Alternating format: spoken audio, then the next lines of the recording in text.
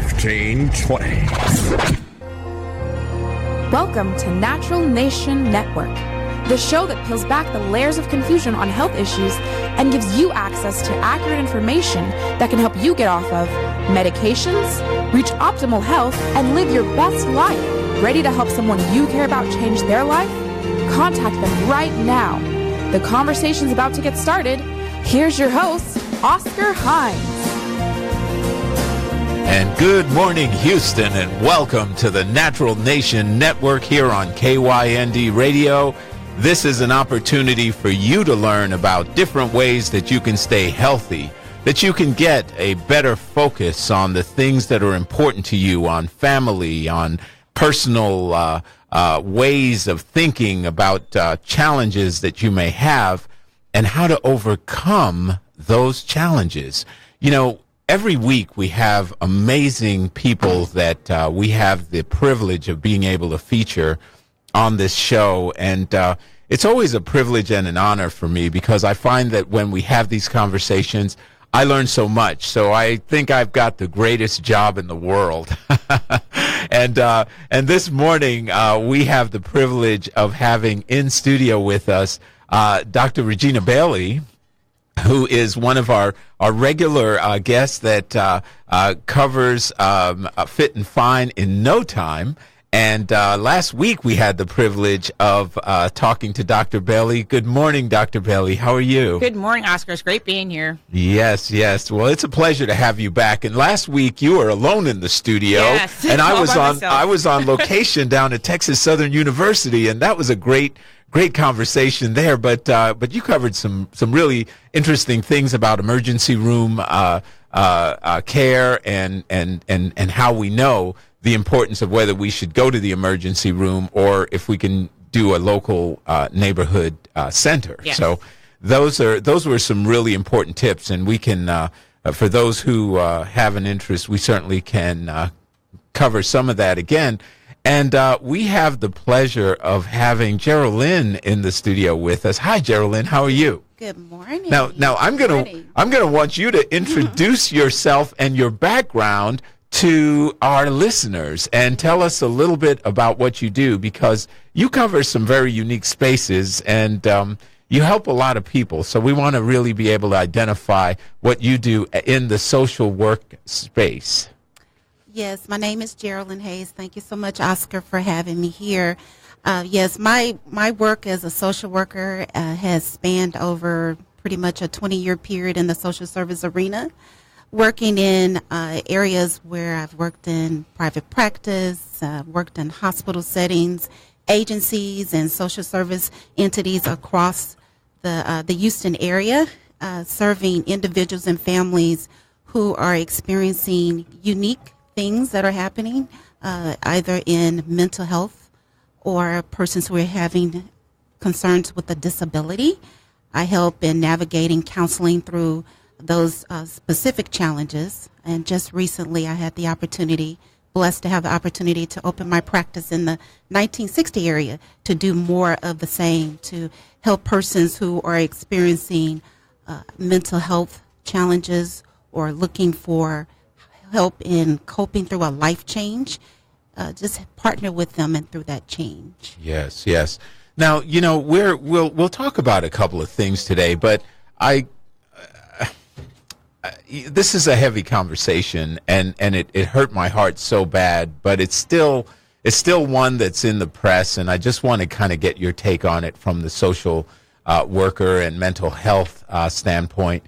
You know, we had that tragic shooting of that elderly man by this man Steve last week, and we know that it ended tragically. But the big question that sort of stayed on a lot of people's minds was, here you had this guy, he was on Facebook, and he was crying out for help. So how can we tell, Geraldine, if you have a situation where somebody's there, is it just, you know, someone narcissistically crying for attention in this age of Facebook and social media, or is it something that we can look for in the way of a sign to know if there's something more serious going on there? Well, Oscar, I'm glad you brought that up because that was just a horrific event that happened. And mainly what we're experiencing most times when there is a cry, and we call it an outcry for help, it's difficult to say it or verbalize it or express it. And there is a word called stigma that holds people back from sharing because we're concerned about what others may think and what others may say if we say we're having a concern, a feeling, or stressor. And a lot of what we saw in that particular incident was that a person had a culmination of different life events that culminated into a matter that came out of control. Yes. And difficult for them to express that they needed help. Wow. So when they lose sort of touch with their realities like that, and when they sort of unhinge as he did, I mean, what do you say to somebody when to sort of get them to seek professional help in that situation? I mean, how do you connect with them? Because a lot of people, it's just like you said, they don't think they need help. Exactly. So how do you connect with them to be able to get them to take some steps to seek the help they need? First, I think it is important to let them know it's okay to feel the feeling that you are feeling, and going to a person that has the area of specialty to, like I like to say, peel back the onion so you will understand what the situation is. In certain incidents, it do require emergency attention if we observe or feel or see ourselves, or if we, as a family member or friend, or we watching that person experience a certain event, then we seek out certain entities for help. But if it's an individual that's saying, I'm ready to seek help, there's lots of avenues in which to do so. You can start with a person like Dr. Bailey, to go to your physician to have some support and help in getting resources and being referred to someone even like myself, or other entities or persons who have a specialty in helping in making that situation look different and feel different. Yeah. So it has to start to feel different to them, because sometimes the walls just feel like they're closing in. So let me have you jump in on this, Dr. Bailey. Now, Dr. Bailey's a medical doctor, and obviously you work really at ground zero in the emergency room in the healthcare. When you see patients that come in, sometimes there's injuries. There could be something serious like gunshot wounds, things like that. From a mental health standpoint, are you able to tell? I know they're in a trauma situation, but if they're lucid and they're conversing, do you ever stop and say, "Uh-oh, this person's got some mental health issues going on here"? I mean, have you had that experience? Sometimes, yes, or they'll let you know they do have mental health issues, or you can tell from talking to them they do. And then also in the emergency room, we'll get patients that do come in with just mental health issues. They're coming in because they want to hurt themselves, they want to kill themselves, or they start having hallucinations and it's never happened before, or they're having paranoia or severe anxiety. So that's something we do encounter quite frequently in the emergency room. We have to stabilize the patient and find a place that we can send them to so they can get the proper care they can get, so they can get protected and improve their mental health. So when something like that happens, I'm assuming they might need to be restrained or something like that. Sometimes they do, yes. But then, generally speaking, I guess as a medical doctor, you refer a social worker to them or a psychologist, or how do they transition, from the medical situation to the mental health situation? It depends how severe it is. If it's somebody that could be discharged home and follow up with somebody, we could send them to a social worker or a psychologist or a therapist in the area. If it's somebody that we're scared that is going to hurt themselves or someone else, or we feel it's just not stable enough to be out on their own or with their family, we find them inpatient treatment at a psychiatric hospital that can help stabilize them, where they can get a psychiatrist to see them, get them on medication, and stabilize them. Wow. That's a little bit scary. So Geraldine, when you've dealt with people that are thinking about or have like suicidal tendencies, and they're starting to slip down that road before they hopefully get in front of a Dr. Bailey because they've tried to hurt themselves. What is some of the things that we should be thinking about to sort of help a person that's in that space, in that mindset? Well, in the beginning, if a person has come and they've expressed that they're having what we call suicidal ideations, and that's just simply thoughts that I want to harm myself, or what I do in that particular situation, assess the severity to see how is that situation. Is that something that is immediate, that is a plan of action that they want to carry out? And if so, that is, I do have to keep them safe and refer them to medical attention and psychiatric medical attention so that they are safe. If they indicate that it is something that they're just feeling so down that they are looking for just a way to not feel that particular way, then it's something that we can just assess further. What's the origin of that particular concern? What's causing that individual to feel that way? How long have they felt that way? And then we can begin to, by understanding it, then begin to come up with some strategies. And strategies can turn into like coping skills, skills that can help in living more resilient and coping better in handling that situation and even future situations.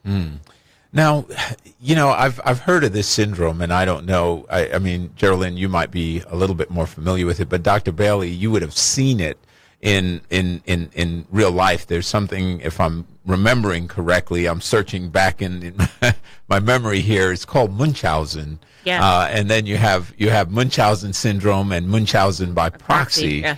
So obviously you're familiar with it. Yes. Can you explain to the audience what that is? It's a syndrome where someone has actually a psychiatric illness where they actually want to be sick. They aren't physically, they don't physically have a medical condition, but they do things to themselves to make them sick. Like sometimes if they're in a hospital, they'll try to put feces like in their IV to cause an infection. Wow. They'll take medicine to make them sick. If they're not diabetic, they'll take insulin to make their blood sugar drop. Many different things they can do. And then the Munchausen by proxy is when someone tries to make someone else sick so that they're in the hospital. And sometimes you'll see that with parents making their children sick. It's a psychiatric illness where they're doing this. They want to make their child sick, so they're in the hospital and they get attention. Right. That's what I was going to say. It commonly happens with kids and parents. Yeah. The Munchausen by proxy problem. Yeah. So that's kind of scary. So there's a good number of people that have this syndrome whereby to get attention, they will purposely cause themselves to get sick. Yes. Wow. And will do anything to get sick. And so, I guess I'm not understanding. Of course, I'm not in that situation, but I'm not understanding if you're purposely hurting yourself to go in, because we've heard of hypochondriacs. Yeah. I mean, so the hypochondriac is just somebody says, they think they're sick, but they're not making themselves sick. Yeah. Yeah. But this is a little bit more serious. Yeah, they really want to make themselves sick. They want to be in the hospital. They want to get the attention and the care. Wow. Yeah. So Geraldine, have you encountered anybody that's had or dealt with that sort of thing? Actually, I have, and it has been in instances where there's been children involved. Yeah. And the parents, for whatever reason, is seeking that particular attention. And I find that when it is such a situation as that, the parent is having some unresolved issues or unresolved concerns. It could be related to some traumatic event that is unresolved. It could be related to not having immediate, I guess you can call it, they're suffering in their area of self-esteem. And self-esteem has this really huge umbrella of various concepts that can, where persons are struggling in a particular area, and their needs are not being particularly met, so they get their needs met some type of way. and it's met through this particular syndrome as Munchausen by proxy. Wow. That's a little bit scary. Now, so in another life in a land far, far away, right? I used to be a trichologist, a hair and scalp specialist, and there was this peculiar condition that people had called trichotillomania, where they would literally like pull their own hair out. Yes. And I saw and the first time I encountered it, it was really kind of bizarre because I remember just seeing this bald spot in this lady's head. And I'm looking and I'm thinking, okay, so the technical term would be alopecia areata. So I'm like, it looks like you have alopecia areata here. And she goes, yeah, no, but I don't know. It just happens in this spot. And so as we're talking, I see her like keep touching it. And then she's touching it. And then all of a sudden I kind of see her like, yank. I said, did you just pull a strand of hair out of here? And she goes, no. And it was so bizarre because it was almost like nail biting. Yeah. It's a OCD. Yeah, she just can't help it herself. Yeah. And so I was shocked. And after I understood it, I realized that it's a compulsivity. It's an OCD. There's even OCD medications that you take for this. But I saw people that would, and this sounds really crazy, but they would pull their hair out and eat the bulb. Yes. Yeah. Now, Doc, you were just saying yes, like I've this seen is it all. common Yeah, stuff. Tell us about all. what your experience with seeing this. I've literally seen it all, but yes, I have seen people that will pull their own hair out, and they can't help themselves. They physically keep doing it. Wow. Yeah. Wow. Well, folks, you are listening to the Natural Nation Network here on KYND Radio. We are up against our first break. We're talking to Dr. Bailey and social worker Geraldine Hayes. We'll take a break. We'll come back. We'll answer some more questions, and then we'll take some calls here on KYND. Liking the conversation? Tell a friend to tune in to KYND, the kind of talk that inspires change. Police have identified a woman found dead in southeast Houston in what appeared to be a violent attack. With the news flash, I'm Trey Westerberg on 1520 KYND. 33-year-old Zalika Hernandez was found in the bathroom of her home on Sherwood after family members had not heard from her in several days. Police are still looking for a murder suspect. They say they were hiding inside the house and ambushed her. State lawmakers are considering a bill that would allow Texans to carry firearms without a permit. House Bill 1911 passed the Homeland Security and Public Safety Committee and is headed to the full House. The proposal allows anyone 21 and older to carry a firearm without a permit, but includes current restrictions such as having no felony convictions. The Texas Education Agency says it is investigating a sudden rise in inappropriate student-teacher relationships. The TEA says they've opened 159 investigations into alleged inappropriate relationships this year alone. During the last fiscal year, there were 222 cases. With the news flash, I'm Trey Westerberg on 1520 KYND. Imagine a store that lets you get anything you wanted. An HD flat screen TV, a high-capacity, ultra-quiet washer and dryer, a complete living room set. And imagine if you didn't need a lick of credit to get it. That store simply believed in you. Imagine if they even delivered it, set it up, and serviced it at no additional cost. Well, that store exists. That's Rent-A-Center. Imagine that. No credit needed. Affordable payment plans. Delivery, setup, and service included. Imagine new possibilities at Rent-A-Center. Rental purchase transaction. See store for details. You're on the air with Berryman. Our family of products helps your family of cars. Go ahead, caller. My wife says my engine's dirty. I gotta clean it up or Nacho Fridays are history. Berryman has the perfect product to cut engine grease and grime. B33. B33? B33. Oh, if I could B33. Berryman B33 emulsifies road grime, dirt, and grease, so it's perfect for cleaning virtually any engine or equipment out there. You'll find B33 engine degreaser and the family of Berryman products at your auto parts retailer or at berrymanproducts.com. Berryman, the good stuff since 1918. Our KYND phone lines are open. We invite your calls. 832-230-5592.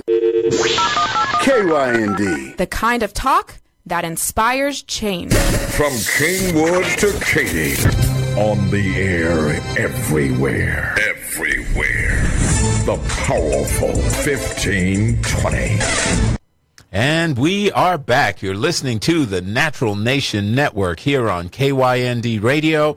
We're having a conversation with Dr. Regina Bailey, fit and fine in no time. I love that name. It rolls off the tongue.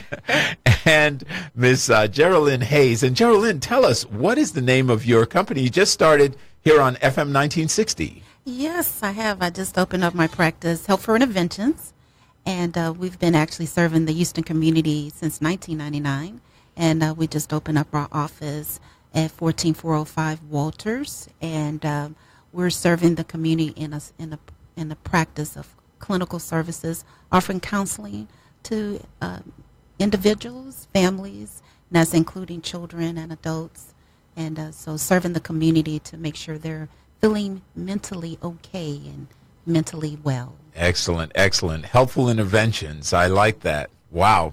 That's good stuff. So we are now moving, just to kind of change the topic a little bit, we're now moving into kind of an interesting time of the year. The kids are starting to get a little antsy because they're like all excited because they've got, another month, and then they're free. School is out. Yeah. And I remember, hey, look, I'm guilty. I was one of those antsy kids. I was completely jazzed about that.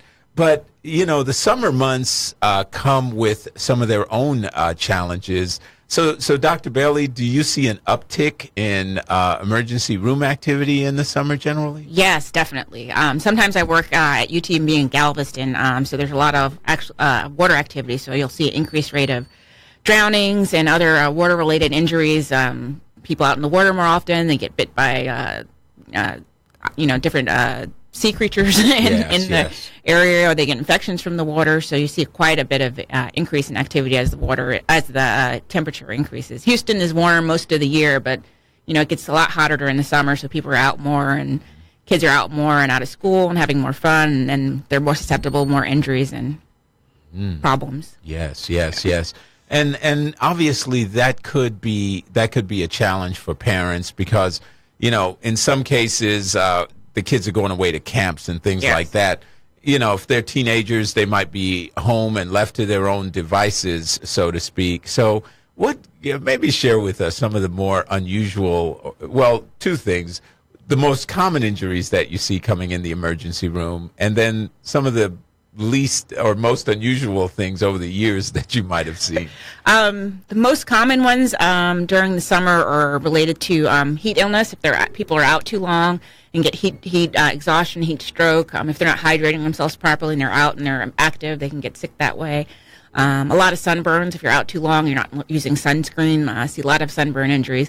And a lot of African Americans think, my skin is darker. A lot of darker skinned people think they don't need to use sunscreen, but we're still susceptible to burns and skin cancer as well, although it's at a lower rate than other people, but so it's still important to use sunscreen. And water injuries, submersions, drownings, those are pretty common as well. I guess more unusual ones are when people start drinking and do things that are silly. Usually, like we joke around and call it the hold my beer and watch this kind of syndrome. They're drunk and they decided to do something a little crazy. Wow. Yeah. And then you see some that kind of stuff ends up on Facebook for some reason. Usually. And then of course on YouTube. And then everybody else wants to copy it. Yeah, that is a little bit scary, the fact that people really do like some really dumb stuff like that. Yes. I mean, I've seen those fried turkey explosions. Yes, around Thanksgiving. Yes. Yeah, and then of course you always have some fireworks. Yes, stuff I was about to say the fireworks. Yes, you can get very mild injury to very severe injury. You can have burns. Some people can lose fingers, limbs from burns from fireworks. I've seen people lose their eyes from fireworks when get shot in the eye. Children, adults, all ages. So fireworks can be very, very dangerous. Yes. Yeah. Now, can we go back to this heat stroke conversation here for a minute? Because a lot of people don't always know when they're getting to that point where they're having heat stroke. Can you walk us through some of the symptoms and some of what happens when that takes place? Sure. They can. It'll probably start off with getting more sweaty than usual or than they're used to. They might feel more thirsty. As it progresses, the sweating might actually stop, and they might start becoming more dry. As it starts to get more progressive into heat exhaustion or heat stroke, that's when you start having like mental status changes. The person might start getting confused. They're so overheated that they're getting confused. They can start getting nauseous, start throwing up.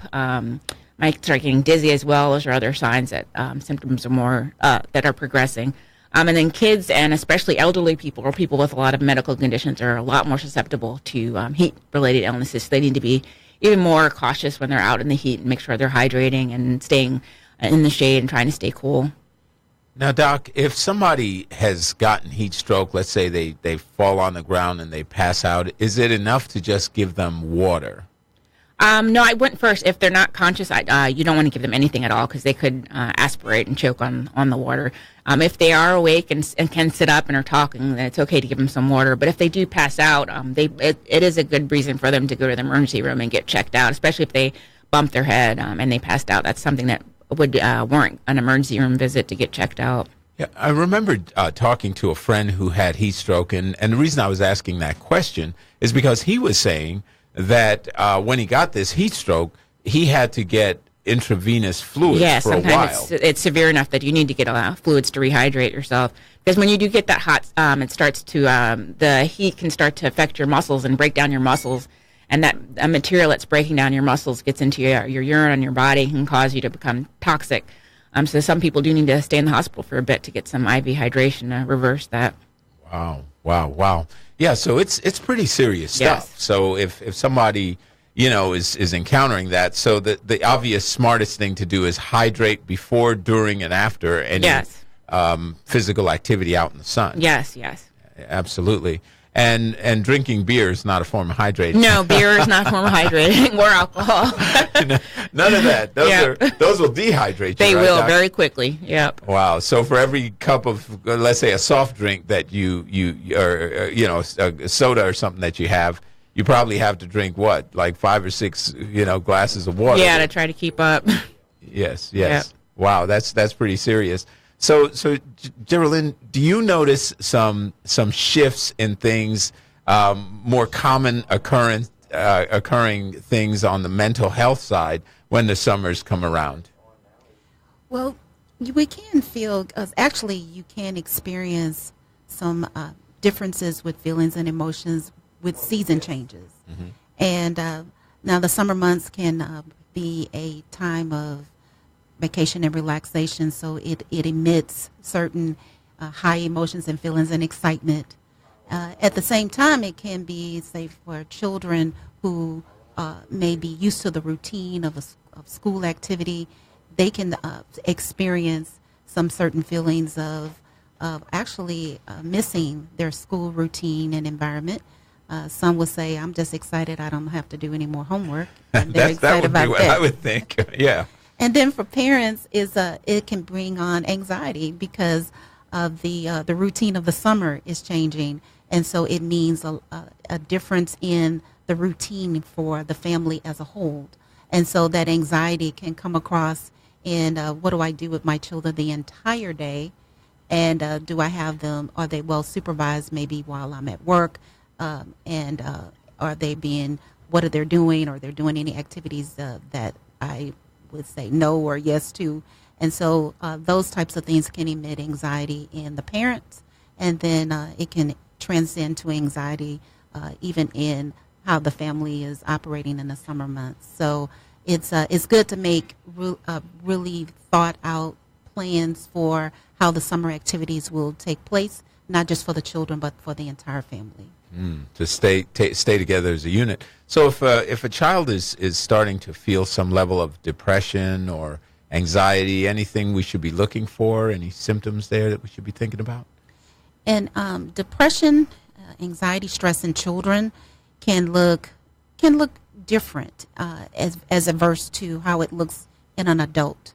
In children, they can take on symptoms of feeling withdrawn, not wanting to do their usual routine and activities. It can affect their appetite. They can start to act out. They can start to have behavior problems. They can start to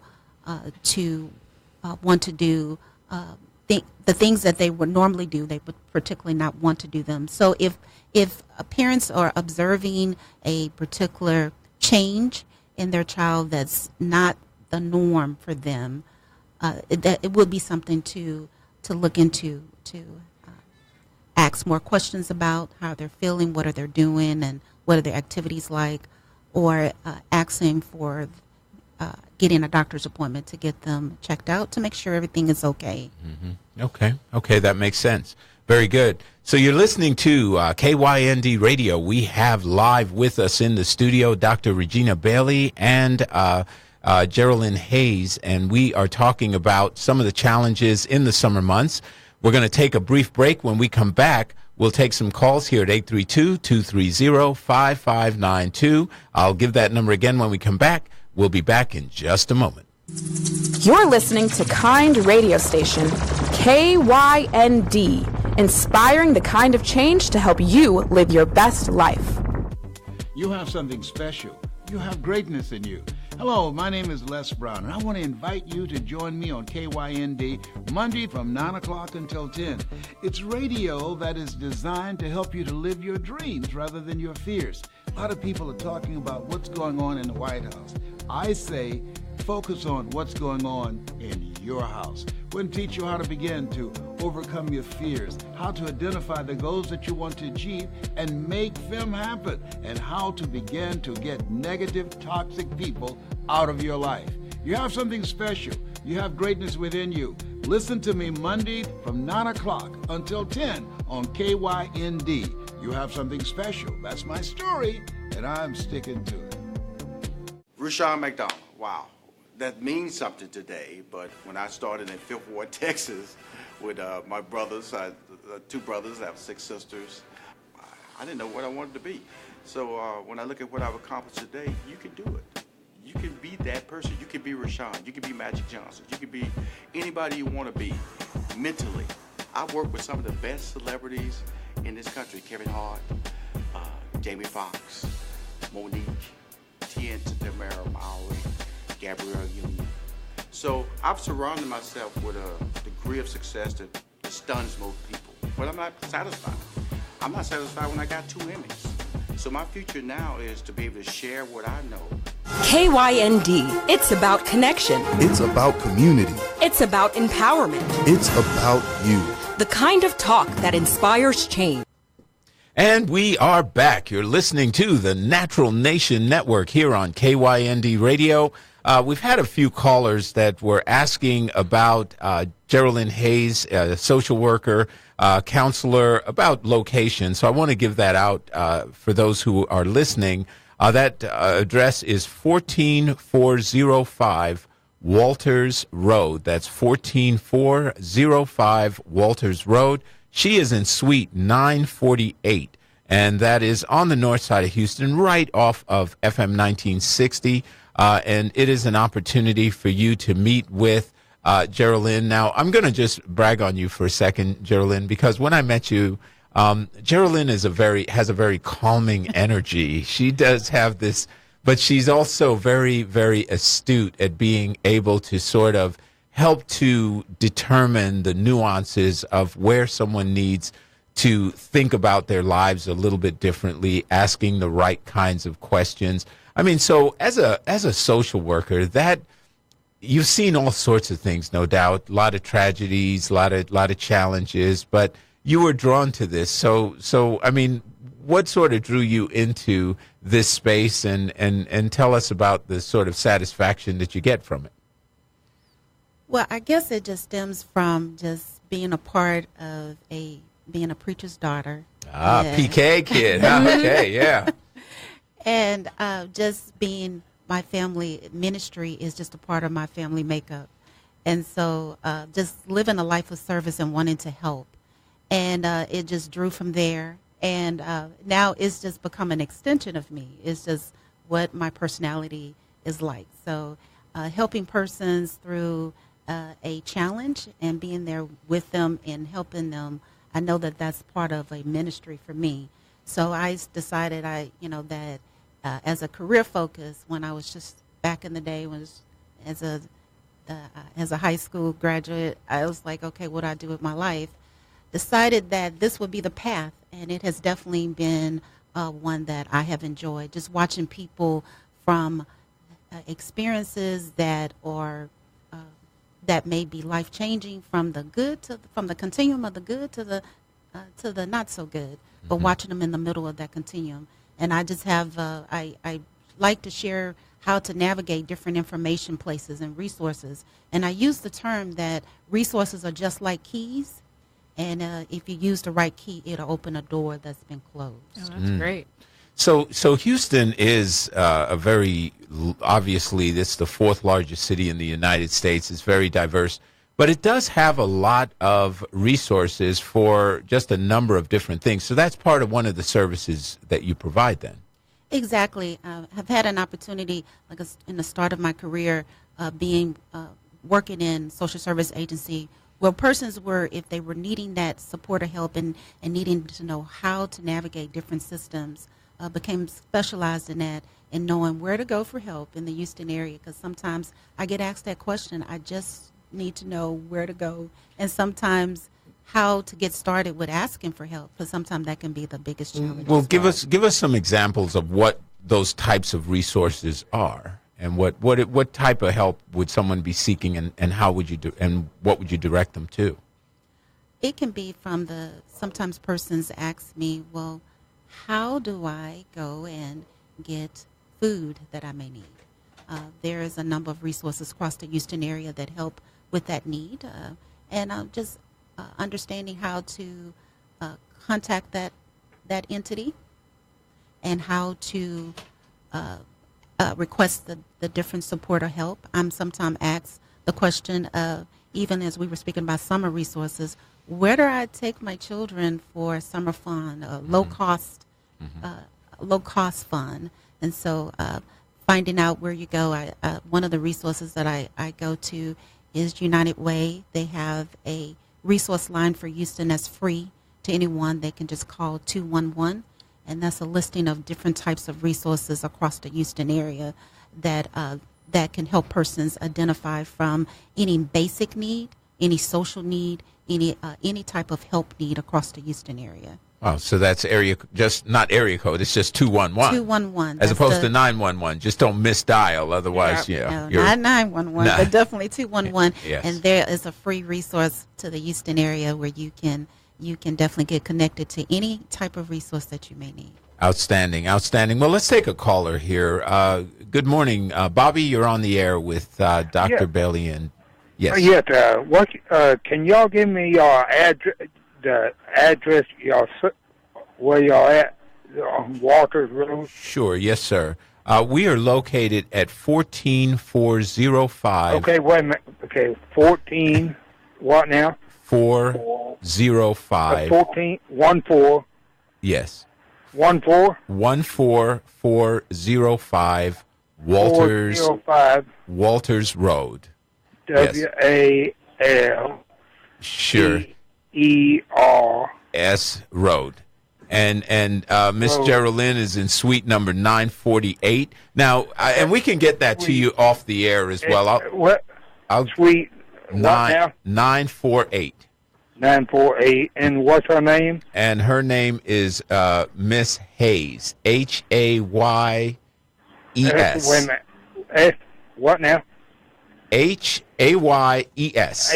HAYES. That's correct. And yes, and if you'd like, we can get that information to you off the air again. And I'll give that phone number out if you want to hang up and listen in. I'll give that phone number out unless you had a question for her. Do y'all have a social worker? Or do they have social workers too? That's correct. That's correct. So we do have a social worker with Geraldine, and she'll be able to go ahead and get that to you. Very good. Thank you for your call, sir. We appreciate it. And I'll give out Geraldine's number again here in just a little while. But I wanted to kind of get back to this, Geraldine. When you have a person that comes into you having some challenges, emotional, physical, etc. How do you're doing an assessment, so they may need to see a medical doctor if there's an issue there, obviously, right? So you start out with a questionnaire, or what's that process? Yes, the process, and sometimes it's that persons hear a lot of different things about what happens when you go and see a therapist, what happens when you go and see a social worker. And actually, the very first time you may meet one, they do what we call an assessment, and it's an intake. And basically what that is just a questionnaire. And it's a questionnaire just to get to know you and what's going on and what type of challenges maybe the person may be experiencing. We look for strengths. We look for the concerns. And if the concerns merit a need for medical attention, we definitely refer that person for medical follow-up, medical assessment to make sure that the concerns that they are presenting with are being addressed in the right form. Yes. Very, very important.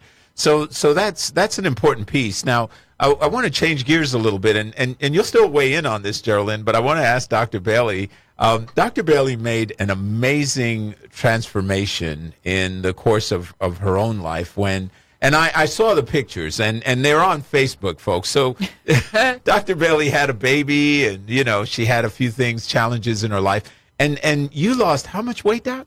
30 pounds. 30 pounds. Yep. That's amazing. Yes. And now you're a chiseled, body model, bodybuilder. Trying. You look fantastic. Thank you. I don't, you've recently won several different titles. Tell us a little bit about that part of your life. That's pretty neat. Oh, yeah, it started last year. I was started a new job, was eating unhealthily, drinking a lot of sodas, eating a lot of fast food, gained a lot of weight real fast. Just wasn't feeling well, was dragging, no energy. I have a 4-year-old. I couldn't keep up with her anymore. Just wasn't feeling good. So I realized I need to make some lifestyle changes and hired a nutritionist, a personal trainer, kind of changed my whole life around and lost the weight. And in the process, kind of came up with the idea to compete in a fitness contest. And then after the contest, I put my pictures on Facebook, and some other women approached me. They're like, wow, if you could, your busy schedule, you work 24-hour shifts, you're a single mom, if I could see that, you can exercise and diet and get your life together, I can do that too. I have no excuses. If you can do it, I can do it. So quite a few people said I motivated them to get themselves in shape. So from that, I decided to create my own fitness company called Fit and Fine in No Time, as you mentioned, where I do some online fitness coaching, diet coaching, and I also came up with some protein shake meal replacements that you can use in addition to your diet, as well as some some nutritional supplements and fat burners. So what's the shift that you think? So people saw you and said, "Wow, if she can do it, I can do it." Yeah, I have no excuse anymore. And I get that, but in your mind, as a professional on the fitness side, what is the mental shift that someone has to make before they're ready to start taking control of their health again? It depends. Like for me, it was I just wasn't feeling well and couldn't keep up with my daughter. And then my mom passed away too, and she had many health complications that could have been prevented, like diabetes, high blood pressure, kidney disease. And I've got the genes for those things as well. So it was kind of a wake up call for me. If I want to be around to take care of my daughter, and if I want to try to prevent getting these same illnesses that my mother had and my father has as well, I need to change my life around. So it was kind of the combination of that, not feeling well, as well as my mom passing, that said, you need to change your life and get more fit, and so you can be there to take care of your daughter and see her grow as well. Yes, and that really is a motivator. So Geraldine, let me ask you to weigh in on this. You've seen people handle death different ways. But death is one of those things that sort of is a wake-up call for us. Oh, yeah. What transformations do you normally see? Because for Dr. Bailey, you said your mom obviously was a catalyst to your taking action. Yeah. What are your thoughts on that? Yes, persons who experience a loss of a loved one, they can experience what we call grief. And there's various stages to grief. And the understanding what is taking place, because it can affect you physically as well as emotionally, and it can affect you even spiritually, because we're made up of our mind, body, and spirit, our soul. And so understanding what those capacities are, and then if you're able to address where you are with your emotions and feelings and understand what grief is, understand that you have to take the time. Because I like to say that emotions and feelings can break just like an arm and a leg. And if you're not taking care of yourself emotionally, it will take you just that much longer to go through what we call a grief process.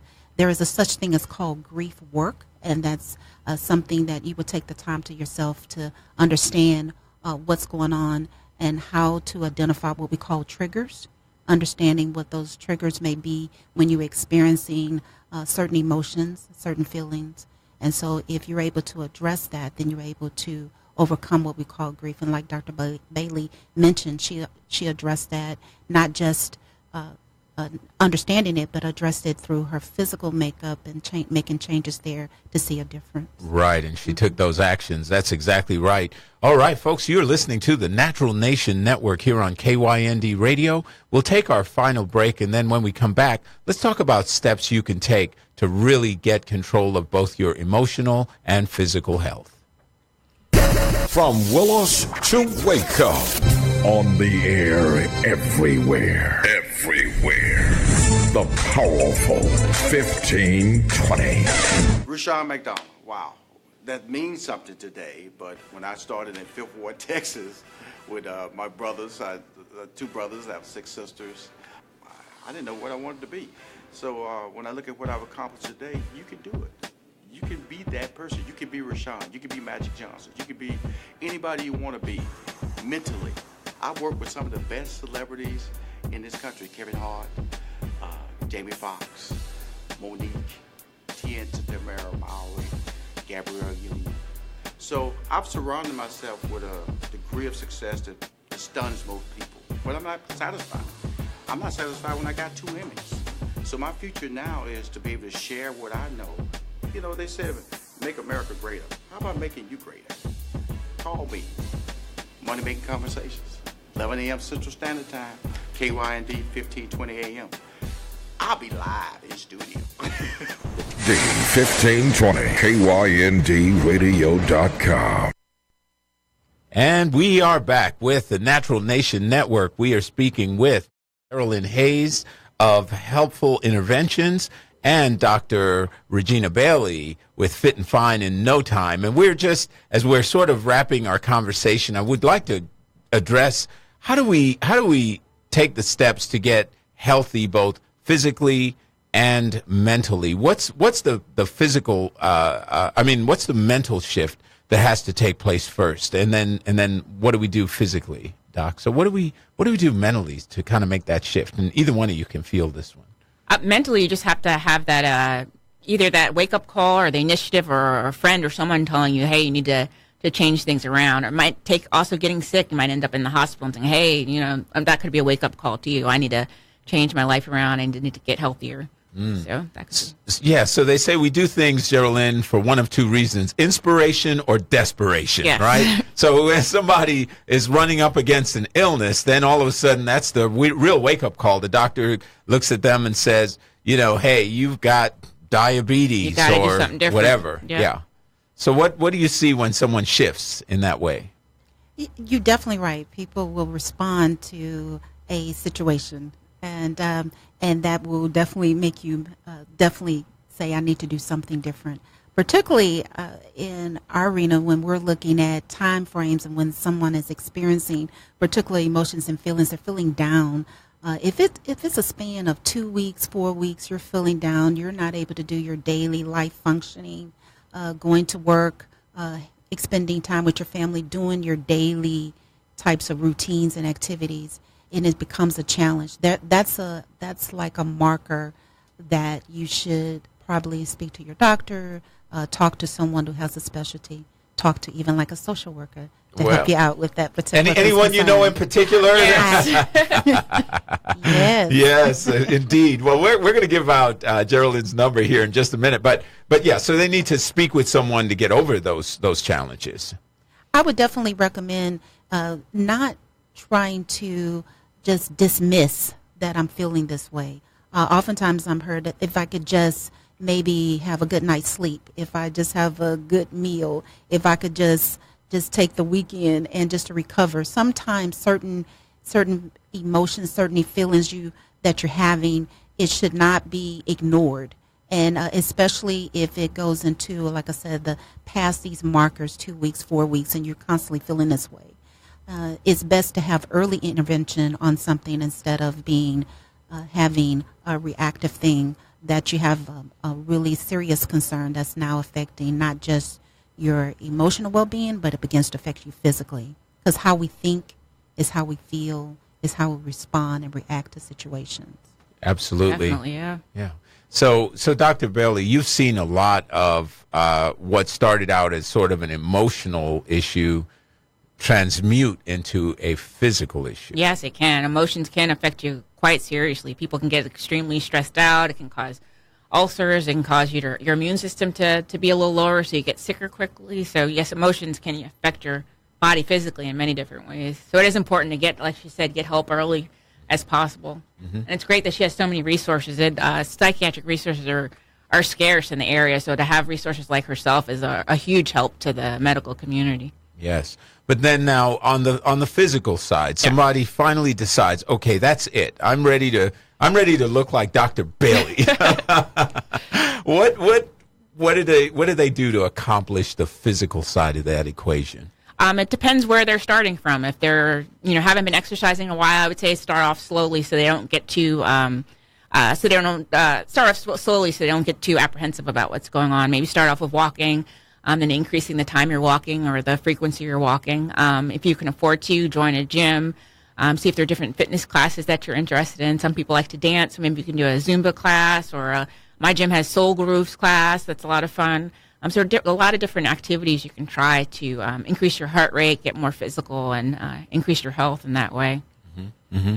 And then what about on the food consumption side? Because the biggest problem with food addiction, if you have a drug addiction or something, or even drinking, you could probably stay away from places where people drink. Yes. But you can't stay away from where people eat. Yes. Well, it does help if you don't, if you start changing the way you buy food, like at the grocery store.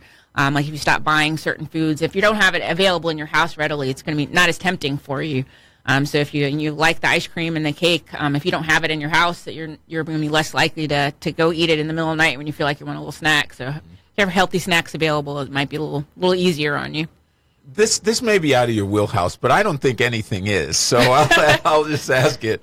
When somebody needs that ice cream fix or that cake fix, physiologically, what's going on with them? Because I know it's psychological, but can you address it on the physical side? I'm not sure. It probably has some physiological component as well as mental. So I'm not sure. That's a good question. Yeah. Well, I know that sugar is obviously a big addictive substance. Yes. And one time I had a medical doctor and she was like a chemist as well. Oh, wow. And I'm on the air with her, literally on the air. And I said, I heard something about sugar and cocaine having very similar chemical compositions. Yeah. And literally while we were on the air, she went to whatever medical resource you guys use, and she found the molecule structure and showed me it's just like literally just one configuration off. Yes. But it stimulates the same neurotransmitters and the same kind of addictive. Precisely, and creates that addictive nature. Yeah. So yeah, but then of course the physical manifestation after repeatedly consuming high sugars is obviously diabetes and exactly. And most people don't realize this, but cholesterol issues also come from the sugar as well. Consuming sugars. Yes. And I've also found quite a lot of people will emotionally eat if they're feeling depressed or stressed out. They'll go for the unhealthy snack because it's like a comfort food for them. It makes them feel better. So also emotions in that way will affect their diet also. So they need to address what's going on with them psychologically to help with their diet too. Yes, because that dopamine or whatever that is starts to get stimulated when they bite into that chocolate cake or whatever it is. It feels better and the stress is a little better in their mind, Wow.